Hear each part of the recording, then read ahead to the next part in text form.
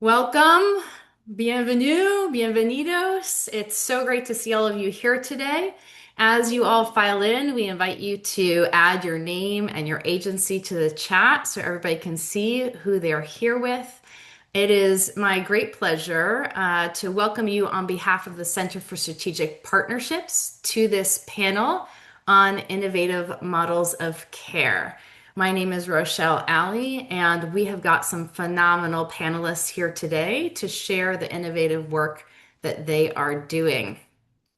So, many of you are familiar with the name Innovative Models of Care and the name Enhanced Case Care Management. These are two funding streams that have come down recently in California that represent new opportunities.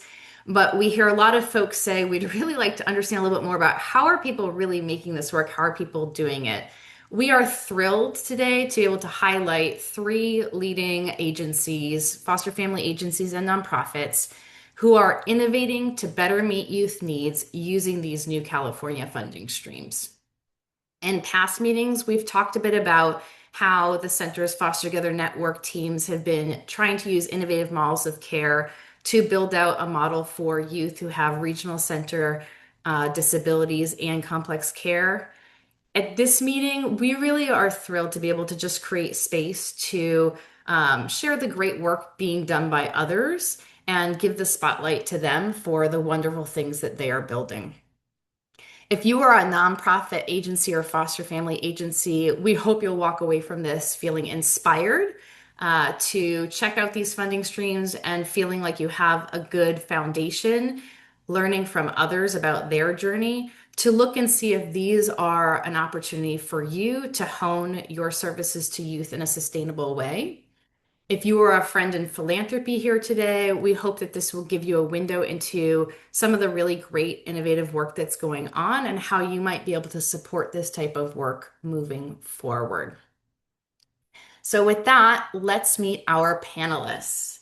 Our first panelist is Enrique Montiel from the Orangewood Foundation. Orangewood has launched an education-focused foster care model using the innovative models of care funding coming down in California. Enrique himself has worked in this field for 19 years and is currently the program director of Orangewood's Youth Connected program. One other really notable thing to lift up with Enrique is because he has grown up in the LA County foster care system and he has a wealth of expertise as a leader in this field, he really blends those perspectives together to bring a passion around reimagining foster care through connection, stability, and education. Our second speaker is Gina Peck-Sobolewski from St. Anne's Family Services. And we'll start to pull these speakers up in the spotlight as we go. Keela and Lydia, if you might help us with that, that'll be fabulous.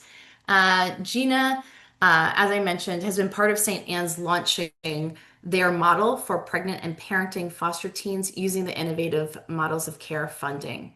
She is the chief program officer there and leads in their development of evidence-based practices, bridging early childhood education, behavioral health, and housing services. She has 20 plus years in behavioral health leadership that also includes being nationally recognized for CSEC or commercially sexually exploited children resources. She's developed curricula that's used nationwide to support that population, and she's served on multiple board and community service leadership positions in our field. Last but not least, it's our pleasure to welcome two people from Koinonia Family Services, Sandy Brown and Ileya Silva. Sandy and Ileya have been working to implement Medi-Cal enhanced care management programming, so they'll be bringing that Cal-AIM lens. They've been using it to both improve their outcomes and to diversify their funding. Sandy's journey actually began as a foster parent, so she brings that exceptional lens to the work, and she has been working for 9 years for Koinonia in a professional capacity and now runs their enhanced care management program. Ileya is the Director of Preventive Services, and she oversees Cal-AIM, including enhanced care management, as well as community supports, and community health workers, so she can be a resource during our Q&A across all of those counseling efforts. Both of them are passionate about this work and really excited to be able to share about their journey to hopefully help you all to have a good footing for your own exploration. So, with that, I want to pass it to our speakers to open it up. As we go, please put your questions in the chat. We will have a Q&A at the end. We may even pull questions as we go if they're particularly time sensitive and pertinent, but we will certainly get to everybody's questions during the Q&A session. So if you want to drop them in the chat, that helps us to get organized and get your questions into the mix. So let's open it up by allowing Enrique to share a little bit about their model. And then we will go to Gina and then to our friends at Koinonia. Okay, thank you, Rochelle, for the introduction. Good morning, everyone. I hope everyone is doing well. I first want to say that I am very thankful for the opportunity to be able to be here to share a little bit about what we are doing here at Orangewood Foundation. So the Youth Connected program is a foster family agency under the division of Orangewood Foundation, which has a dorm component and an educational component. So I'm first going to start by talking about our educational component. So in 2013, 2014, after seeing the graduation rate for foster youth in Orange County, Orangewood Foundation, along with Susan Samuelis, who is a co-owner of the Anaheim Ducks, we saw the need to support foster youth academically in Orange County. So out of that, a lot of like-minded individuals came together to envision building a school specifically for foster youth. And part of this process included surveying foster youth about what they envisioned if a school was to be created for them to help them academically. When foster youth were surveyed, a lot of foster youth said, I don't want to go to a special school, or I don't want to go to a school where it's only foster youth. I want to go to a school where counselors understand us, where teachers understand us, but we are actually with the general population. So out of that, the Samuel Lee Academy Charter School was created. It is located in Santa Ana and it serves grades 7th to 12th grade. It is a small school and it was very intentional that way to be able to give individual attention to foster youth. The school serves about 800 students on an annual basis, but has a wait list of 1,000. The school is a lottery system based, but foster youth receive priority registration. So as you can see in the picture right there, that is the size of the school. Um, Specifically, when creating the school, I really took into consideration the feedback that foster youth gave. And the first component of it was that we wanted to create a school that was a project-based learning. And what that means is that students are actually using drills, saws, 3D printers, robotics, even doing electrical work. All real life hands-on projects that can prepare youth for the real world. This was a huge advantage in building the school because it moves away from the long lectures and supports foster youth who may struggle with traditional ways of learning, right? As we know, sometimes trauma impacts learning for foster youth. So we wanted to create a school where they are able to do hands-on work, kind of learn through that project-based learning, and then again, take it out into the real world. Even down to the detail of creating chairs that swivel or modular desk in order to help facilitate any anxiety among youth or any ADHD, all those barriers that create learning retention or kind of keeping that information. And the school itself collaborates with big companies such as Boeing, FITM, Vans, the Anaheim Ducks, again, as well. So a lot of entities who could support foster youth just through their overall educational transition, but also supporting them to career paths and connecting them to internships when they graduate high school. The other component to the school that was huge for us was restorative justice and trauma-informed practices. So taking into consideration the foster youth history and trauma in order to try and best meet the needs of foster youth. So the goal is to focus on relationship building and leaning into curiosity instead of punishment. So to give you an example, let's say we have a student that comes in on Monday morning to the school and is not doing their work or is having some behavior issues. Instead of defaulting to the this student doesn't care, or the question becomes what happened over the weekend, right? And we begin to explore whether this student had a bad visit with grandma or a bad visit with parents, or the county worker gave some news that has changed their overall court status, right? So the idea is to be able to figure out what caused this student kind of to go this path instead of giving him suspension or anything of that sort. The school has an on-site student success coordinator whose solely job is specific to support foster youth. Their job throughout the day is to step into the classrooms and bring services into the classroom as well, instead of taking the student out of the classroom if it's not needed. And their goal is to be able to collaborate with the county workers and the CASA workers and the attendants to be able to support the foster youth in the school with all these related items. That is the educational component of our foster family agency. If we can move on to the next slide. After we have solidified the the component, we asked ourselves what else is impacting foster youth education. And the one thing we realized is placement stability. So taking that into consideration, we created the foster family agency component in 2020. And the FFA, it is a hybrid foster care approach. It is a 5-2 model that we like to call. And what that means is our youth are officially placed in a foster home, but they stay in our dorms, which is that building right there that you see on the screen, Monday to Friday. So our foster parents pick up our foster youth on Friday after 3:30. They spend the weekend with them and bring them back to our dorms on Sunday evening after 3 p.m. And our youth stay in our dorms that Monday to Friday, and they go ahead and go to Samuel Academy back and forth every day. It is a brand new model. It is a hybrid model, first of its kind, at least in California, as we break down what traditional foster care has looked for in the past.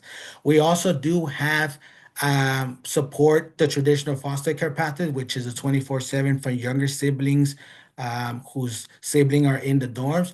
And we also have some non-minor dependents who have graduated from our dorms and have gone on to wanting to stay in their foster home 24/7. So our dorms were built when the school was being built, were built part of this whole process. Our dorms are three floors, has 6 suites. We can house about 8 youth in each suite for a total capacity of 48. The overall layout was taken into consideration in terms of we wanted it to look like a family-like environment. As you can see from the picture, there is a grill there, there is outside door patio. And you're probably wondering, what does it look like inside? So we can go ahead and go to the next slide. What was really huge for us is that the dorms look like a family-like environment. We didn't want our dorms to look institutionalized. We didn't want a kind of repeat history for lack of a better word, in terms of how we wanted congregate to look like. So that is a picture of our dorms. From what you can see, it is open concept, a lot of lighting. And if you can look at the design, we actually created a project with students at the school who were non-foster, who actually were part of implementing the design. It was a learning project that they created. They knew that the buildings were going to build to house foster youth, and they were made part of that project. The idea behind it was to be able to create the culture for foster youth and non-foster youth at the school. I always joke around that a lot of our foster youth get to invite their friends over, and a lot of their friends always say, "What is it that I can do to live here?" And we often say, "Well, actually, you really don't want to live here," but just kind of speaks to the idea of, you know, the overall vision of what dorms look like, and the living environment that we provide. At the dorms, Monday to Friday, we have staff, 24/7 staff on there. The biggest part of our foster family agency is that Monday to Friday, we provide all of this support, which includes transportation to medical visits, transportation to therapy, dental visits, anything that would essentially be part of the resource parent's responsibility. We take care of that during the Monday to Friday at the dorms. As I shared, a family style like environment. Very important for us was independent living skills, right? We wanted our youth to be in our dorms, but learn independent living skills. So we actually have a laundry on site in which they do their own laundry. They get assigned chores as well throughout the week, and it could be as simple as cleaning the countertops or kind of sweeping, or again anything because it is a communal space. We want to teach them to be able to learn those independent living skills so they can take with them when they leave. Access to therapeutic resources. The school itself has a school psychologist that can meet with the youth daily, but each of our youth have their own therapist, whether it is through an independent community provider or someone that we can assign them to as well.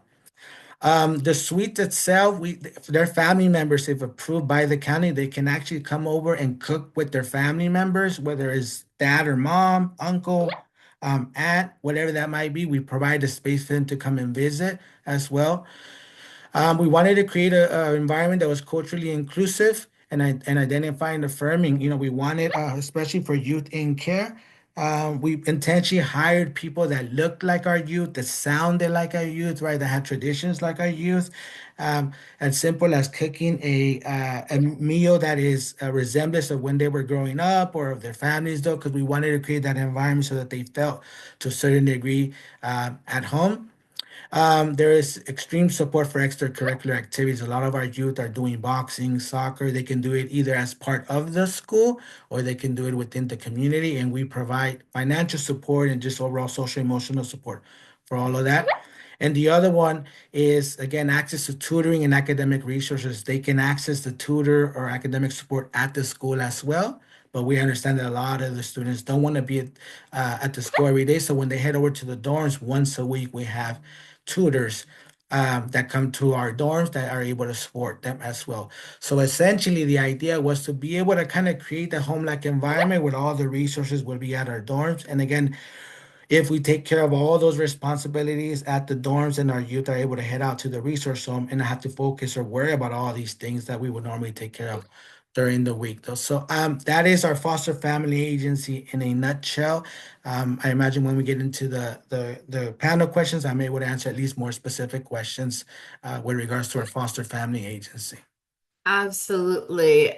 Enrique, such an amazing model. I want to call out some of the things that stand out to me. The unique blending of an academic and family-based environment, the comprehensiveness. It really is something unique. And we're going to loop back to you in a little bit to start breaking down, like, how did you actually start building this? What did it take to get it approved?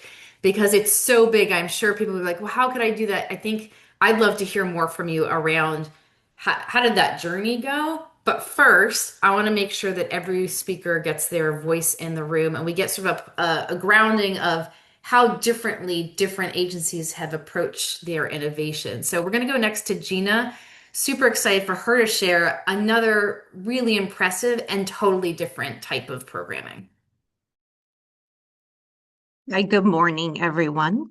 We can move to that next slide. So I'm going to start out by talking about the continuum of care that we provide. I think that's a good starting point because it's really embedded in our IMC program. So St. Anne's Family Services, I'm Chief Program Officer.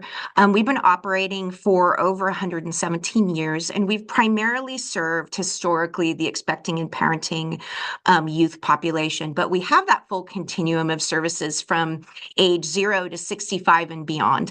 I want to thank Rochelle for allowing me to be part of this webinar and share about our model.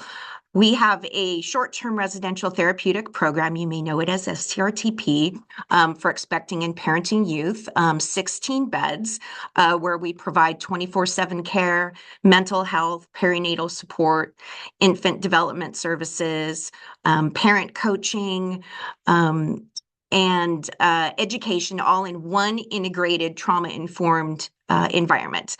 We also provide, as part of that continuum, is a non-minor dependent expecting and parenting youth program, 12 beds. So our moms in our STRTP can move ahead in the continuum if it fits their individual plan, and move into an 18 to 21-year-old program that's really extended foster care, and the focus is on independence, stability, life skills, education, and really preparing for adulthood.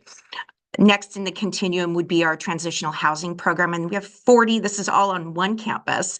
We have 40 one-bedroom apartments where a young mother can have up to 2 children at a time. And this is apartment-based housing for youth stepping down in the state residential care. We provide, again, full case management, parenting support, financial skills, and many other resources toward independence. Then we also have permanent supportive housing about a mile away near our campus in the Silver Lake area, just on the outskirts of downtown LA. And that's 30 1 to 2 bedroom apartments for community families, long-term housing for adults and families experiencing homelessness, including young parents. And that includes full services as well, with a focus on mental health services and employment support. We have also 8 different early childhood education sites that offer early Head Start and Head Start services. 2 sites in Linwood and 6 in Los Angeles, one of which is on our campus with our STRTP program, which I'll be talking about in detail. And that allows our families and young moms to be able to have their children receive high quality services that really treat the whole family, educational services that treat the whole family. We also provide community-based mental health, full service partnership, wraparound programming, and those services are delivered in the homes, schools, and community settings, again, through a trauma-informed lens. And then workforce development, so job readiness training and coaching, and that's embedded in all of our services, and that helps our youth and adults build skills, enter the workforce, and achieve long-term independence. And the next slide, I'll talk a little bit detail, and I think those graphics will pop up momentarily. And our innovative model of care, STRTP program, it's a specialized residential program for expecting and parenting youth in the child welfare system. And we're the only STRTP in Los Angeles County and one of just a few in the state equipped to support youth facing pregnancy, parenting, trauma, and system involvement simultaneously. So our goal is always to move youth to the least restrictive setting as quickly and as safe and appropriate to do so. So our 16-bed STRTP program offers a short-term intervention, and reunification or transition back to family is the priority. So because we offer that full continuum of services on one campus, youth can step down from STRTP into our non-minor dependent program or our transitional housing program for continued support and stability. So we do support our young moms to choose and develop the plan that works best for them. That may include going back to family. We'll work very closely with family to make that a reality. But many of the youth do choose to move toward more of the transitional housing programs because they get so many resources and they've found the support on campus to be so helpful. Our model delivers fully integrated care in one place. So we have the mental health services, perinatal and postpartum supports, infant development, parent coaching, education and life skills, family engagement, and housing stabilization. All services align under a single youth-centered care plan. So our goal is to always provide the high quality, best practice program any of us would trust for our own family members. I think that's a critical point, as if we wouldn't feel comfortable with our family members or those close to us receiving services in our program, then we need to take a closer look at what we're doing. We have 0 to 5 specialists, wellness coaches, therapists, nursing staff who all work hand over hand with our youth and their children. And we treat 2 generations at a time.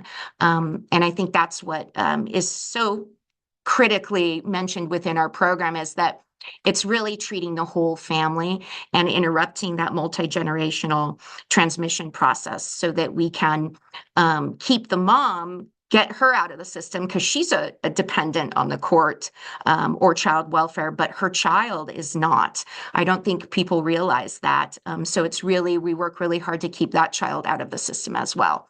Staff are multilingual, and our moms have free, high-quality Head Start services on the same campus, which I mentioned before. And that's really where we can also assess their children for any special needs should concerns arise. Our environment is safe and structured and relationship based. So staff are trained in a model called risking connection. We focus on emotional regulation, healthy routines, parent-infant bonding, and supported by team members with lived experiences. So we do have a peer support function, which we find is extremely critical in this work. And we train all of our staff, even those who don't work directly with the youth, in risking connection, because we know that everybody needs to have that perspective and that understanding of brain and behavior. And part of that risking connection, you may be familiar with that model, is also teaching on restorative justice and restorative practices when working with our moms and their children, so that we've moved away from the traditional points and level systems in typical residential care. We provide tutoring, expressive arts, CSEC prevention and intervention, which is critical because there's a huge intersection with our population, vocational skills and education support. I think it's important that I mention we emphasize heavily on transition and stability. So youth leave with a complete plan to housing, outpatient care, whether it's with us or someone in their chosen community, and that we really, really emphasize building and maintaining connections with their natural supports. So we're unconditionally involved forever. Once a program participant here, you're always able to get services and stay connected, but those natural supports are really critical moving forward. So in short, our innovative model of care, STRTP, fills really a critical gap. So it provides that comprehensive, coordinated care for our youth that they really need to succeed. And Thank I'll you. pass that back. Thank you so much. Oh, So, audience members, you may have noticed their model is an STRTP model. Our first presenter, Enrique, is an FFA IMC model, two different arms of the same foundational funding stream coming down from California. Really appreciate, Gina, that you are similarly comprehensive, but with a totally different focus, and that you all are very intentional about lifting up reunification, lifting up those light opportunities for lifelong connections and natural connections alongside all these other pieces. We're going to get into again the how did you get there? What does it really take to get approvals, et cetera, in a minute. I want to give Sandy from Koinonia the floor to share a little bit what they're doing. It's different in that it's a totally different funding stream. This is the enhanced care management under CalAIM. And so she's going to share a little bit about how did they end up doing that? What exactly is that? Well, good morning, everyone. Thank you all for being here, and thank you, Rochelle, for having us. I also have with me the director, as she was introduced, Ileya Silva. Sorry, Ileya. Oh my gosh, probably just a little bit of the nerves. Anyway, Koinonia Family Services has been around for about 40 plus years. We started in 1986. Started as a foster care agency. Our founder, Miriam Golden, she kind of wanted to blend foster care and adoption together. So obviously, over the last 40 years, we were primarily a foster care agency, but have since uh, opened up many other programs, which you'll hear about in just a minute. As Rochelle mentioned, I started my journey with Koinonia as a foster parent, and I really loved the idea of an FFA agency, a little bit smaller, a little bit more personal care, and I had a very good success and a good ride with them as a foster parent. My husband and I fostered 17 children during our journey with Koinonia, and it just really made us want to, made me, I just knew I was in a job that, sat behind a desk and didn't do anything meaningful. So I knew I wanted to get more involved, and I couldn't be happier. And then ECM came along, Enhanced Care Management. So I'm going to talk just a little bit about that. Ileya can also chime in. But we officially launched our program, our enhanced care management program in August of 2023. So it's just brand new, couple years old. It's we launched it as a core component of the CalAIM initiative, and specifically for the Children and Youth Behavioral Health Initiative. Our agency is child-based, so we just thought it would be a perfect fit to do that. For us, extending our services into ECM was a natural progression. We were already committed to providing comprehensive whole care, person care with our different programs for the children and the youth. Let's see, we didn't build a new service arm from scratch. We adapted it and expanded our existing expertise in care coordination. Our foundation services for foster care, we do AAP wraparound, adoption, residential services. It gave us a running start, which was so helpful when we decided to branch out into ECM. ECM requires a structured, data-driven framework, but we are committed to maintaining our hallmark, compassionate, relationship-based care. We ensure the intensive, person-centered support for families' needs and deliver that on our high-touch approach. So we are all about the personal relationships. Koinonia actually means relationship in Greek, so it's a perfect fit. And if you want to go to the next slide. So this is our hub and partnership model. So the key to our success launch is our collaborative partnership model. Collaboration isn't a buzzword for us, it's how we manage the complexity of Medi-Cal, which, as you can imagine, is complex. We made a strategic decision to partner with an administrative hub, Full Circle Health Network. The hub's function is to handle the heavy, complex administrative burdens. Full Circle manages the contracting with multiple managed care plans, the billing, and the compliance requirements.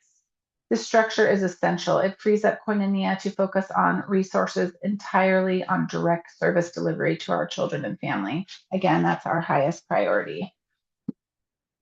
Through Full Circle's contracts, we were able to seamlessly provide service across multiple managed care plans, facilitating data exchange and shared care planning. We also maintain strong community relationships. We work with county behavioral health for specialty mental health handoffs, collaborate with local school districts, and integrate with a robust network of community-based organizations to address the social determinants of health like housing and food insecurities.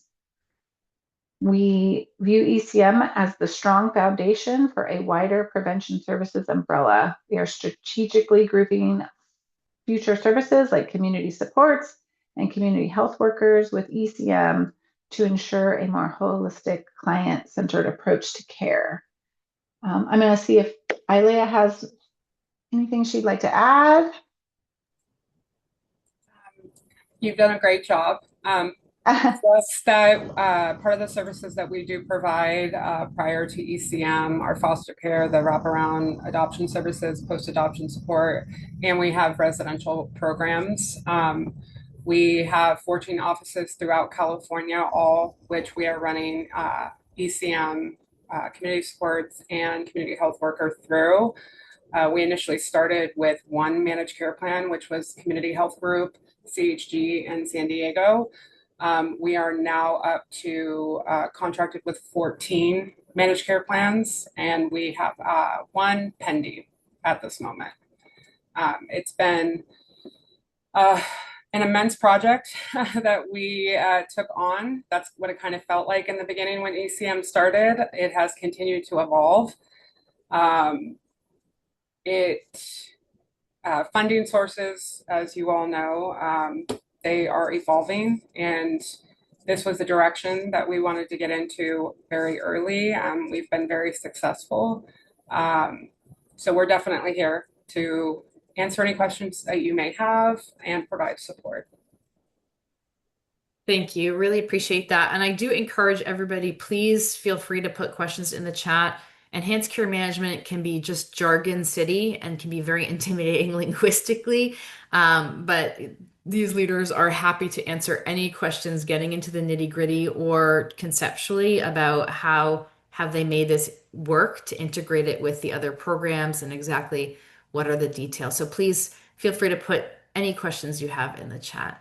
So I want to pitch a question, take a break from the PowerPoint, pitch a question to all of you to elaborate on. Some of you touched on what sparked you to actually start your program model? I'm curious if you can elaborate briefly on how did you make those program choices, and were there any points where there were some difficult choices to be made? For example, how did you actually hone in on what your program model was going to be and what your population served focus was going to be? So I'm going to actually, I think, start with Gina this time. You kind of covered the why this population a little bit, but I'm curious to hear more, and then we'll go to Enrique and then to Sandy and Ileya. Sure. So we've been serving this population for quite some time. It's really our flagship program, and most people know about St. Anne's through that lens. So it really represents the next step in that evolution and offering a more integrated, coordinated approach to supporting, expecting, and parenting youth across child welfare, behavioral health, juvenile justice, and perinatal services. So instead of operating in different service tracks, our IMC model brings those disciplines together, where all of the youth can have that high quality mental health, medical care, infant development, parenting supports, education, housing stabilization, and care coordination in one youth-centered plan. So for EPY, it's a complex population because, as I'd mentioned before, we're treating 2 generations at a time while trying to keep the younger generation really out of the system. So we need to really integrate and work carefully and have all of the services on campus. So that way we're able to move quickly through those services and help youth navigate care more easily. So embedding enhanced mental health and perinatal supports, education, all of that is really, really critical to be able to provide these very high needs to this complex system. And, because we're the only EPY, expecting and parenting youth, STRTP in LA County, the county often turns to us to define those standards. And they've been really lovely in working with us and collaborating with us and giving us as subject matter experts, the ability to really build out a model that meets the needs of youth that we've been tracking and following for over 100 years. And leveraging, St. Anne's Family Services broader ecosystem, all of the other continuum of care services we have really make that program complete. Thank you. I'm curious, Enrique and Sandy and Ileya, were there any challenges with choosing your program model, or was it like, no, this is our population and we knew right from the get-go, like this is the full set of services it was going to be? Like, if there were challenges, how did you work through what that program model was going to be? I can just jump in. So initially, ECM, for those of you that have heard of it, it was originally designed for child welfare. It has since expanded exponentially. There are many populations of focus that we now serve, but initially that is what it was designed for, was the child welfare population, and that is what our agency was founded on. So it was kind of just like second nature for us. It was natural progression as we kind of evolved into prevention services, because that's really where the funding has started to move. So we looked at it as just being a well-rounded agency. There will always be the need for foster care. That is just a reality. But we want to make sure that we're providing services for where the members in the community are, and they may land in any of these aspects, and we have all of these programs, but we are still a huge advocate for child welfare, for congregate care, because no matter how much preventative services we give, these services are still always going to be of great need. And that's really been a great resource for us to kind of refer through the programs that we're already serving. So even if we get somebody that is ECM, they also qualify for some of our other services. So we are doing those internal cross referrals. Fantastic. Enrique, did you have any other thoughts that you want to jump in with?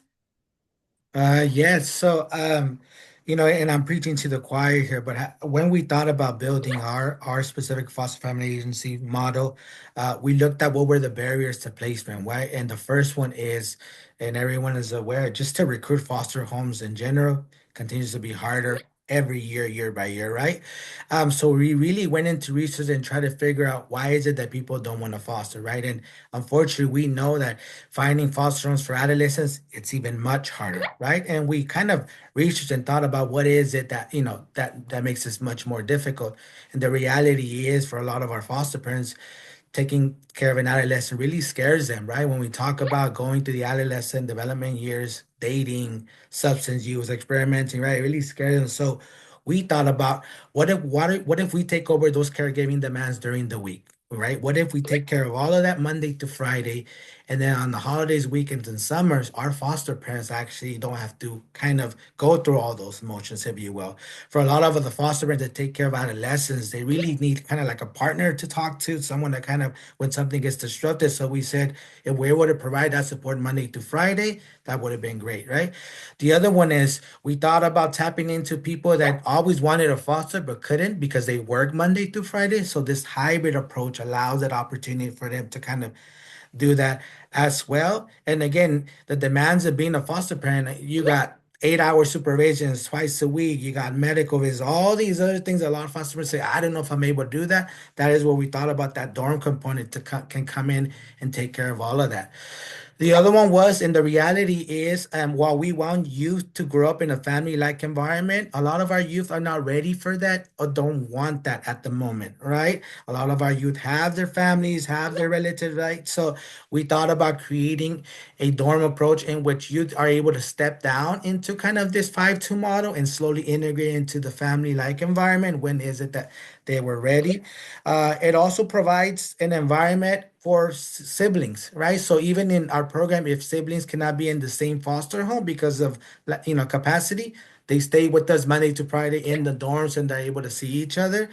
And then the other one was eliminating educational disruption, right? Issues with transportation, issues with getting to school. If they are in our dorms inside the school, they were able to walk back and forth.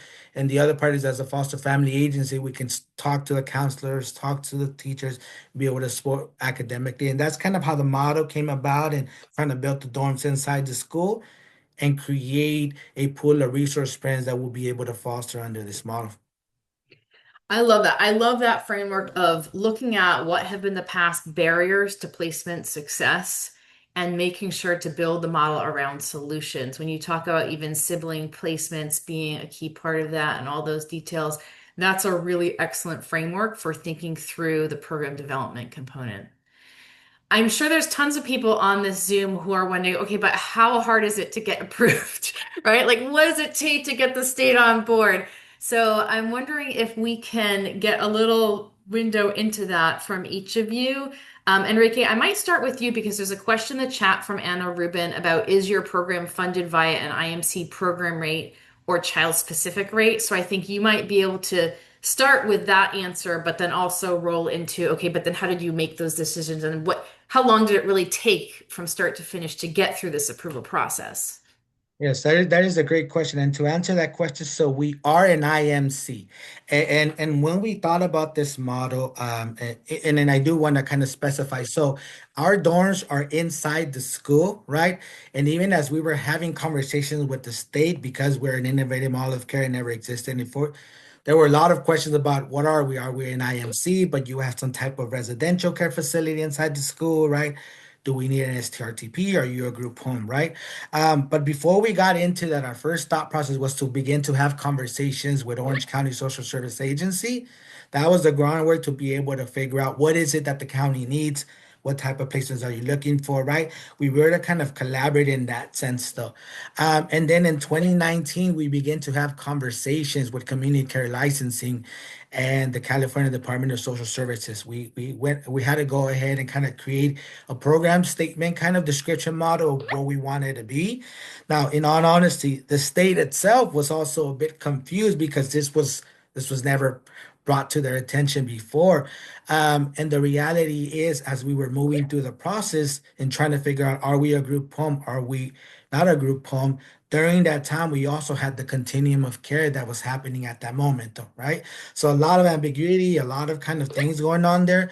So ultimately, we decided that we didn't want to be an STRTP for whatever, for a lot of reasons. And we wanted to be a foster family agency. But so then we grabbed the foster family agency license, and we actually have a group home license for our dorms as well. But our dorms don't act like a group home or an STRTP. Out of that came trying to figure out what bucket of funding we kind of fell into. And we actually started off as a pilot program in 2020 because CDSS could not figure out where they were going to put us in. So we started as a pilot program in 2020. We began to kind of support foster youth. And then when our renewal was coming up, we provided an outcomes report to the state, kind of sharing what impact we've had in the community, how we have been supporting foster youth. And it wasn't until 2022 that we came a pilot program. And at that point, we were given the innovative model of care, and then the discussions with rate came. And our youth actually, because we provide that dorm component, which we see that as an intervention, because the goal is always going to be for youth to go back home or to go back into a resource room full time. But the dorm is an intervention. So when we break down the time of where our youth stay at, 60% of their time they stay at the resource room because of the summer break there, and 30% is at the dorms as well. So because of the school intervention and the dorm intervention, we are in IMC, and we get an IMC rate. So our youth don't fall under the LOCs, with the exception of the siblings that stay in a foster home, because we do have the path, as I mentioned, and those that have graduated and stay in our foster homes up to the age of 21, and those you do go under the LOC. But we get a specialized IMC rate for every placement that stays with us as well. And that is essentially kind of these conversations back and forth with the state and building the program statement, how the school plays a role into our FFA. Um, the component of when they go back home, it is your traditional foster care. Our agency still has the social worker, does the monthly visits, and we have the clothing allowance. All of that still remains, but the big difference is the school component and the dorm component there. Thank you. And there's a question in the chat from Dr. Ivy following up around if you can elaborate on your budget process. How did you develop your budget? And then, Gina, you may want to keep in mind if there's a piece of that that's worth lifting up from your perspective too. That is a great question. And I do want to start out by saying that part of building the school and part of building the dorms, came a lot of kind of from like donor relations, capital campaigns, right? And then our budget really kind of came out of trying to figure out one, trying to fall into the middle ground of an FFA, but also in STRTP, and kind of what those rates look like and where they align, but also the support that it would take for us to be able to provide these support services to our foster youth as they remain in our dorms, and also head over to the resource home as well. And the reality is our capability to be able to house staff and kind of put all that together as well. And we went back and forth with the state to try to figure out where is it that we land in terms of kind of reimbursement per youth that we would support and what this would look like. But taking into considerations operations, hiring of staff, reimbursement to foster parents, because our reimbursement to the resource parents are also very different. Again, we don't fall under the LOCs, but trying to figure out that component and really advocating with the state, right? Kind of if we really wanted to make a change, and if we really wanted to support foster youth, and taking in how much does it cost to get them enrolled in extracurricular activities, right? How much does it cost to be able to pay for a suite for them to feel like a family-like environment? So kind of taking all those things in consideration and really tying that to an expense was crucial for us, because we knew that the general LOCs were not going to be able to meet this demand. So it really took kind of going back and forth and demonstrating through our model and through our outcomes. This is what it really takes, right, to be able to kind of have this be successful. The other part is our graduates. So we've had high school graduates from our program that have gone on. Our recent one in June went to Hawaii University as well. So really demonstrating what we were targeting, what the outcomes would be, and the other one is understanding where the need was, is how we were able to kind of develop our budget and going back and forth. Now, I will say that my advice as always is to aim high with the budgets and then kind of go back and forth and figure out, right? Because the reality is, there is no startup cost, right? When we talk about building a model, right, a lot of it has to come from again, donors or kind of philanthropy and that and stuff. But in terms of kind of making it sustainable, that's when we had those conversations with the state. Thank you. And then Anna, well, I see your hand. We'll give you the last question before we pop to Gina. I want to make sure we get to everybody. So Anna, what's your question? Sorry, I just wanted to ask, so for thank you so much, and the model just seems so brilliant. Like as you talk about it, it just feels like this like of course moment. So just flowers for that. But I know that you mentioned also that there was this intentionality of it not being solely for young people who are systems involved. So for the young people who attend the school who are not systems involved, do they like pay? Is it like a private, a private? Like, do they pay something? Like, is there somehow? Great. Um, Yeah, that is a great question. So no, so the school, because it's a charter school, it goes on the lottery system. And actually, so students can enter at seventh grade in their freshman year of high school, and they go on the lottery system. And actually, their grades or income or anything like that is not taken into consideration. They just go on the lottery system, and then they are chosen that way to go into the school. So it is not a private school; it's a public charter school, and that lottery system allows them to. There's also pathways in which a sibling of another youth that is already there can enter the school as well. So they're entering during those time frames. And again, foster youth separately can go ahead and get automatic enrollment any time of the year.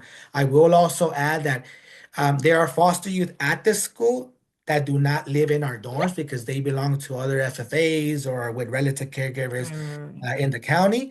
But everyone that's in the school does not is not part of our dorms, but everyone is in our dorms is part of the school, if that makes sense. yeah, no, definitely. Yeah, yeah. Thank you.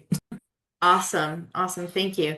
Gina, I would love to hear a little bit. What was the approvals process like Sure. for you? So we took about, I believe it was a 9-month process from start to finish to when we were awarded a specific rate. So we moved through in several clear phases. So it really began with, we'd been doing this work all along, but we knew we wanted to do more, that we should do more, but we needed the funding to do more, to keep it real. And we started in October 2023. Talking about and building on a specific model we thought would be best practice and gold standard. And that would be integrating all of those care pieces that these two generations, this family really needed.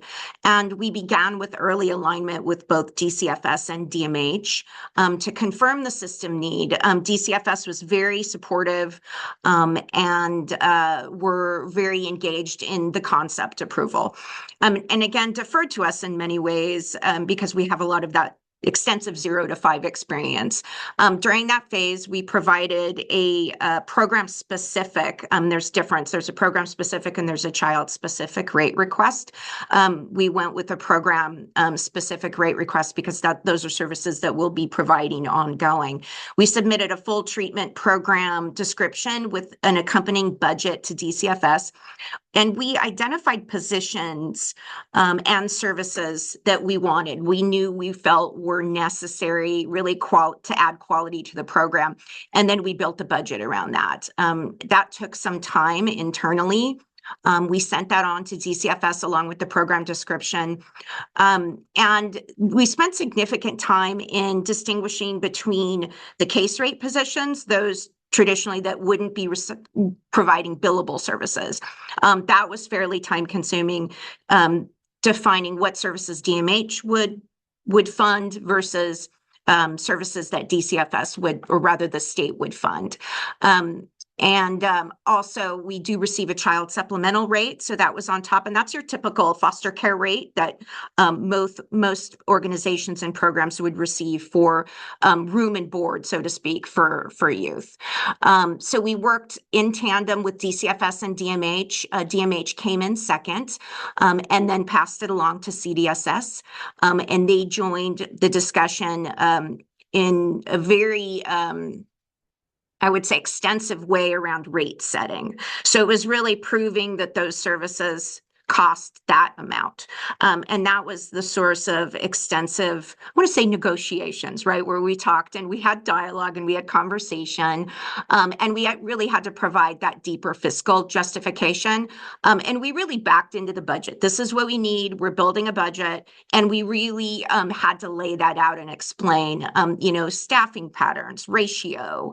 We staff to a 1-to-2 or a 1-to-3 during the daytime and a 1-to-4 staff to client ratio at nighttime. So it's above the STRTP ratios. Understandably, we're also providing childcare. So we had to really show all of those budgetary requirements and have all of those numbers make sense. And then we just went back and forth. Rate setting was the most time intensive phase. And that lasted several months.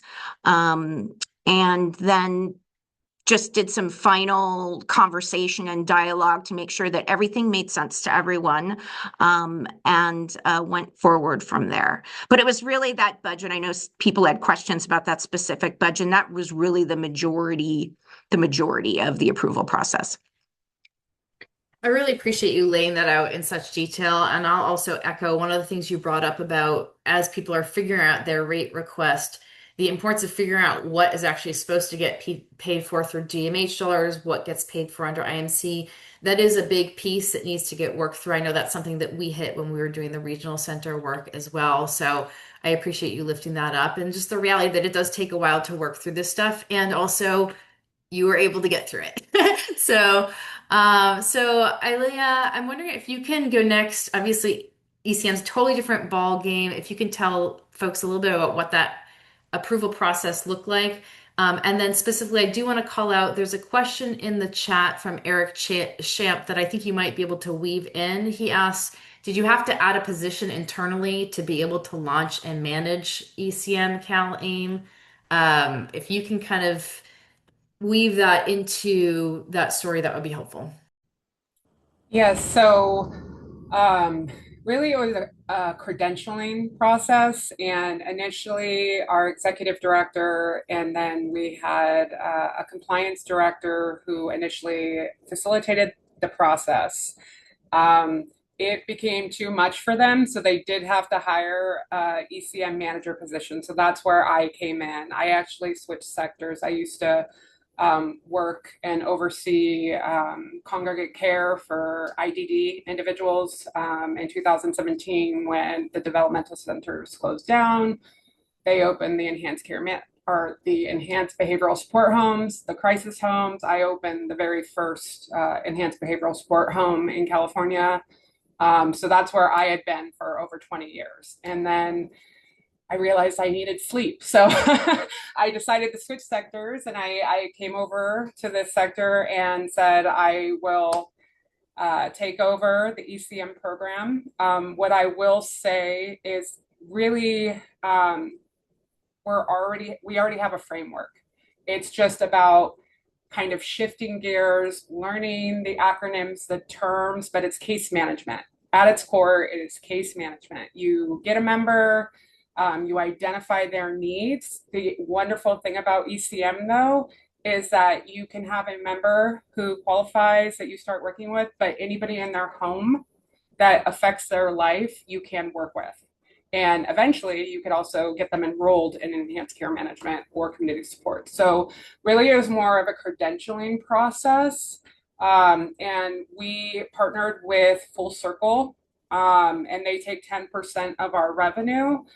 Which is completely worth it because any billing issues we have, they will handle it for us. They will follow up with the managed care plan. They will figure out what the issues are to get us paid.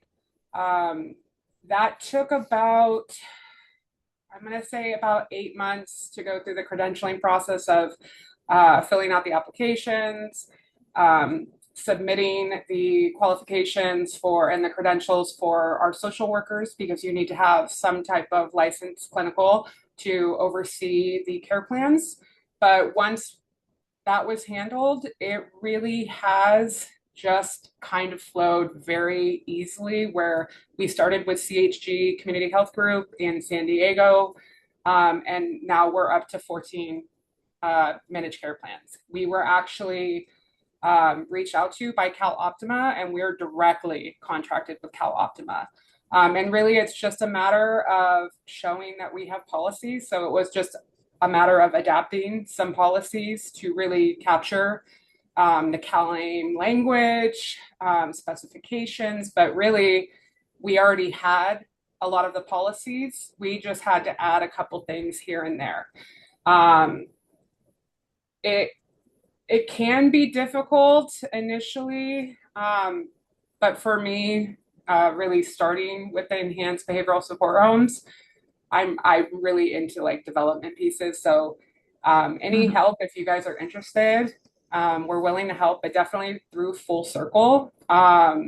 They help with everything. And I will tell you, like, we started from the very beginning when they launched enhanced care management, and we have really learned to evolve because it continues to evolve with the passing of the BBBB and funding changes to Medicaid. We were having a meeting this morning where we were discussing it. The managed care plans, they each tweak the CalAIM, DCHS's protocols, and it can be a little bit challenging, but at the core of it, uh, if you are hitting all the key points, the metrics, you're doing a great job. We had our first audit. We had 99%. Yeah. it was They love us, Full Circle. They yeah. love us because And we're we easy. help out a lot of the agencies, a lot of the things that we have created and implemented. They have asked us if we could, or if they could share it with the other managed care or CBOs. And we are completely okay with that because we really view it, the success of other agencies helps with our success because there's more people out there that need help than there are agencies that can help. So the more Absolutely. people that we get on with ECM, it'll be beneficial to all of us because there are populations of focus that we don't work with. We don't work with the justice involved because it requires hiring staff with experience. And that is the only thing that we don't have enough information on it yet. So we don't want to launch into something where we fall short. I will say that it has been completely worth it. We have expanded very quickly. We did shared staff in the beginning. We have since had staff just transfer completely over to ECM. In the first year, our revenue, we brought in 962,000. We have also received considerable grants from the TA marketplace where we were trained. It is still open. They've made massive changes to the TA marketplace. So we are currently only eligible for one more of those grants, but it is still open where they provide technical assistance to agencies to get these programs off the ground. Um, And our ECM is in, I've lost count of how many counties that Koinonia serves with in over ECM. 30, we provide Okay, ECM services in over 30 30 counties. counties. So we're, yeah, very And I think widespread. that's a valuable thing to lift up, and it also carries over to the innovative models of care, which is I know a lot of agencies work across county lines, and both ECM and IMC are ones where if you work through your model in one county, you can also be implementing it in another. Once you get state approval for IMC, um, it's good statewide, so you don't have to re-go through it in every county that you are working in. I think that's a helpful thing. I'm glad you lifted that up. So let's go to lessons learned. And I would love to hear from you. What's a bump that you hit during this process that you'd love the audience to be able to avoid by learning from what you went through and implementing the solution? Who'd like to go first? I can go. You came off mute first, so go for it. Okay. The other thing is being innovative means sometimes you are the first one to be able to do this and there might not be any groundwork. So it really is a learning process. So definitely the ability to remain flexible and to be able to pivot. And I say that because during our approval process, COVID hit as well for us. And as we were having these conversations with the state and with the county, right, there was COVID to take into consideration, and all our timelines, all things that we had planned, right, kind of had to be moved around. So we actually didn't get our first patient until about 8 months after we were approved, right? So kind of taking that into consideration, which slowed us down. But the other piece is also really being equipped and learning with what's coming down the pipeline with kind of state changes, policies, and procedures, right? We were in a phase where we were shifting from group homes to STRTPs, right? We were shifting from uh, age-based requirement funding to the LOCs, right? So trying to take all of that into consideration and trying to figure out how will this impact my model? Where do I fall into this change, right? As I'm thinking for this for the future. Because again, we were having back and forth conversations with the state with regards to like we don't want to be an STRTP or we're not a group home, but we are an FFA, and kind of trying to advocate how we were going to be very different in that regard. But being really mindful, I know down the line we have now moving from the LOCs to the tier systems now, right? In a couple of years, so trying to figure out how that's going to impact the funding and what does that mean for all of us. I think for all of us that was huge. And the other one is trying to figure out whether foster parents were going to like this model as well, right? You have a lot of foster parents that say, I want to be able to kind of raise foster youth as my own or try to figure out that piece. And our model didn't really kind of allow that approach. It was very different. So kind of trying to think through all those things to be able to figure out, are we going to be able to recruit anyone, or are we going to be able to support? Because we're moving away from the traditional model, and that comes with risk. So kind of really taking all of that into consideration as you're putting things together. Fantastic. Gina? Sure. So, many lessons learned. And I think it was one of the most critical lessons learned was learning, I think, as we went, right? I think we were one of the first, if not the first, developing a program specific IMC program. And making sure DCFS, DMH, and CCL were all aligned. And we were creating a solid justification for all of the positions. So that was the most time-consuming part.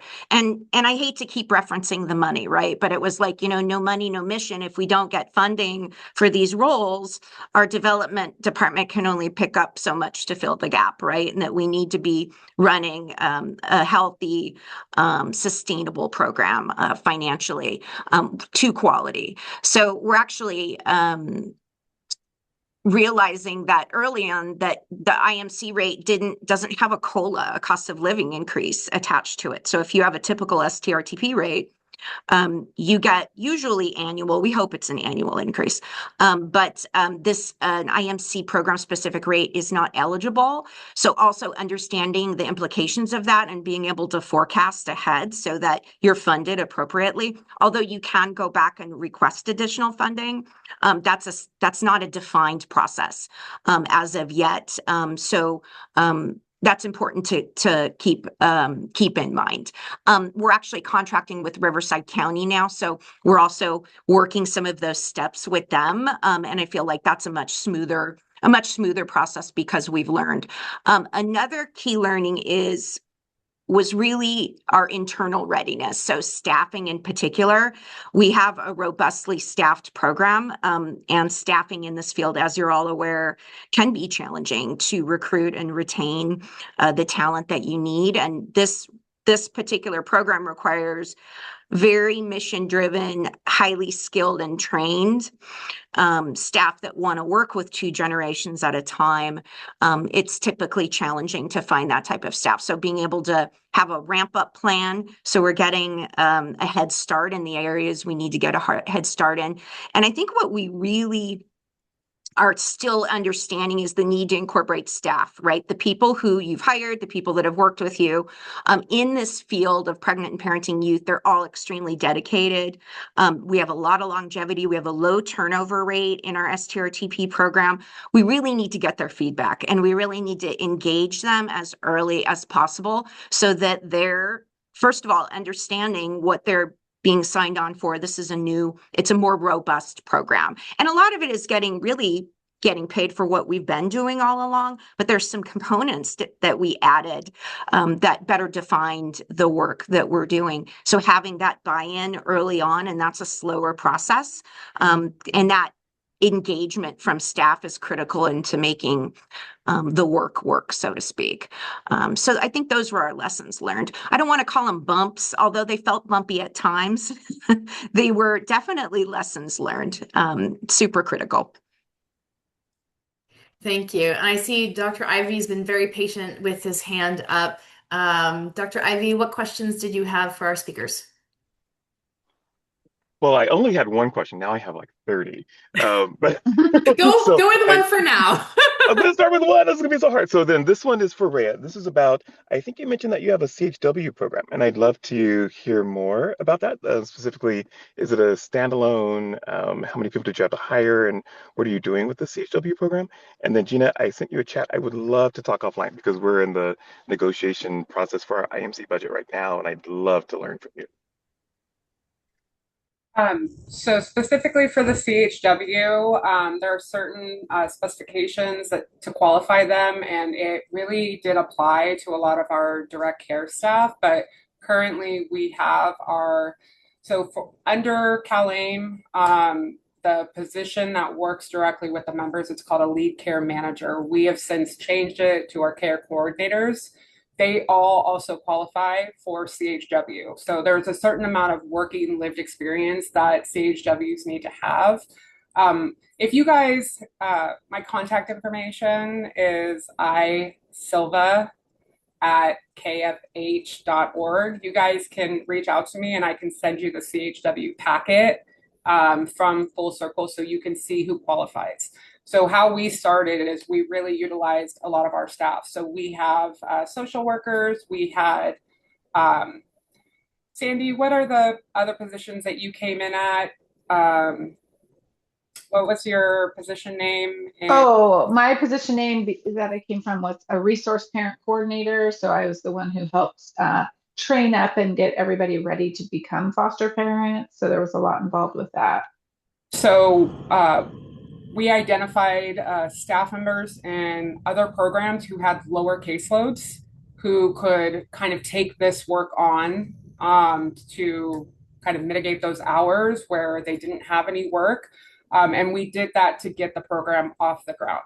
We also had applied for the CYBHI grant that we received for staffing costs. So any grants that you can kind of get out there and find, and I will tell you the TA Marketplace is a great place to identify consulting agencies that will help you identify grants. So if you get on with the TA Marketplace, and I know I keep saying that it's the PATH Technical Assistance Marketplace. If you have never been on there, you are eligible for more grants, and they will partner you with a consulting agency that will help you get these programs up off the ground. They also have grant opportunities to help you find additional grant funding. So the TA Marketplace, please go explore it. That is what they help you with the grants, I believe, too. Yeah, correct? they help you help with you the write grant them writing, identifying the grants. They came in and have trained our staff on CHW, community supports, and ECM. They help facilitate forms and documents that we needed that we could adapt. And I think there's just an important deadline. I think December is the cutoff, Yes. And they're no longer accepting any more people. I'm curious about the distinction, though, between the CHW work and then the care coordination work. Like, how did you separate those? CHW is a step down from enhanced care management, and that is how they look on it in the tiered level of services. Enhanced care management, CHW, and then it's the general population who just maintains their health. So a CHW, they identify one need of the member and they get 6 units for the month. And if they need anything more than 6 units, which is 15 minutes per unit, we can elevate them to ECM. But to give you guys some ideas, I had pulled up kind of our billing rates. So for our members per month for ECM, it can range anywhere from $663. I think our lowest is around $400. If we pair that member where they enroll in both ECM and CS, we get paid, it's like $400 to $500 for CS. So that's about $1,000 a month per member. We currently have about 250 members throughout California. Thank you so much. This is incredibly helpful. A number of people have requested if you're open to it, sharing your contact information. Ileya, we've got yours in the chat. Enrique, Gina, Sandy, if you're open to dropping yours in the chat, I think that would be great. I do want to give you guys the space before we start getting too close to the end to also share, what do you see as the opportunities for philanthropy to help support agencies who are trying to launch this work? Whether that be actually funding ideas or advocacy ideas, want to invite your perspectives on that for those audience members. Would anybody like to kick us off? Gina, go for it. Yeah, sure. So I think philanthropy can play a really critical role in amplifying the IMC models. So we know that funding is a big part. So we generally rely on our development department to be able to raise funds and fill those gaps. Our goal is always to run as break even as possible, but we know that's not always possible. One thing that I don't think people think a lot about with philanthropy is really just raising awareness and advocacy. Our organization has a lot of connections in the development space and in the fundraising space, really for opportunity awareness and elevating the unique needs of our population that people really don't think about. And I think when they do that, that brings about not only funding opportunities, but other opportunities to get into spaces where you can collaborate and work with others to really do the work really, really well. Community engagement, relationship building, creating opportunities for our youth families and obtaining grants, again, along the line of additional funding opportunities. So in addition to funding, it's really awareness, advocacy, and engagement. Fantastic. Ileya or Enrique, which one of you like to go next? Oh, I can jump in. So definitely for us, it's really visibility. With your success, it helps our success. It's really championing sustainable funding, advocating for and supporting funding that covers the true cost of high quality ECM, including necessary administrative and infrastructure costs, promoting workforce development, support policies and programs that build the pipeline of qualified ECM professionals. For example, loan repayment programs, living wage initiatives, streamline and innovate fund efforts to help state and local agencies simplify reporting requirements to free up time for direct client care, support the development of hub models like Full Circle to reduce administrative burdens on direct service providers, and really elevate voices, create platforms, funding for individuals and families who have benefited from ECM to share their stories, as their lived experience are the most powerful testament to the program's value. What I will tell you, since being with Full Circle since the inception and start of ECM, it has evolved and changed. The managed care plans have listened to us. There are things that we have brought to them and said, you're asking this of us, it does not work. And we've shown them that, and they have gone to modify it. What I've learned from being in both sectors, when the state develops these programs, sometimes they develop roles and specifications that don't work in the real world. And they will listen to us if we voice it and we show them why it doesn't work. And we really advocate and say, this is what we're doing and this is where the issue is. So definitely don't be deterred. There are many agencies like myself that are willing to hop on free of charge and help support you and, explain things to you, share, uh, you know, uh, forms and frameworks that we already have that are working. Because truly, there are so many people out there that need help. It really breaks our heart when we have somebody that we cannot work with for whatever reason, and we can't identify another CBO to service them. And really, especially when it comes to community supports, the housing crisis, it just, we've had to get very creative with it. So I'm here if you guys want to talk. It's a huge model. I understand it's very daunting, but we've been doing it. I am more than willing to help to give you guys whatever you need, because really, the more people that we bring into this program, the more visibility we get to this program, really, the more people we can help. Thank you so much. And thank you for being willing to be such a huge support for peers. We really appreciate all of you on this call being able to help others have a smooth ride in what they're pursuing through learning from your journey.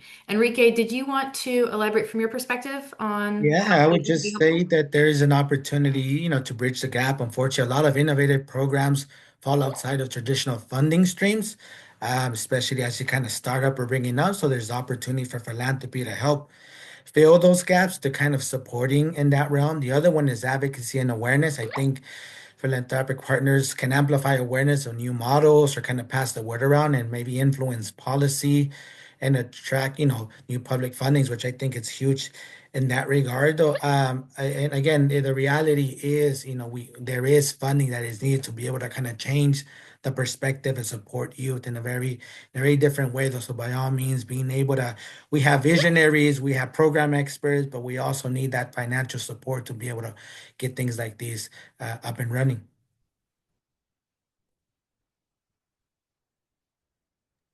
Fantastic. We have just a few minutes left. I think we got to all the key questions in the chat. But if anybody feels like their question was missed, or you've got a burning question that popped up now, this is a great time to just raise your hand, and we could take probably one more question before we give the speakers a chance to do their sort of last parting words. Anybody get missed by accident or have a burning question? Okay. Well, then I want to give the floor to you all. You've been phenomenal. Actually, I want to invite the folks on this call to give them their flowers virtually through the Zoom tool. You guys have been amazing. Want to just give you the floor for your last sort of elevator level words of wisdom to the crowd from your perspective. Enrique, you want to kick us off?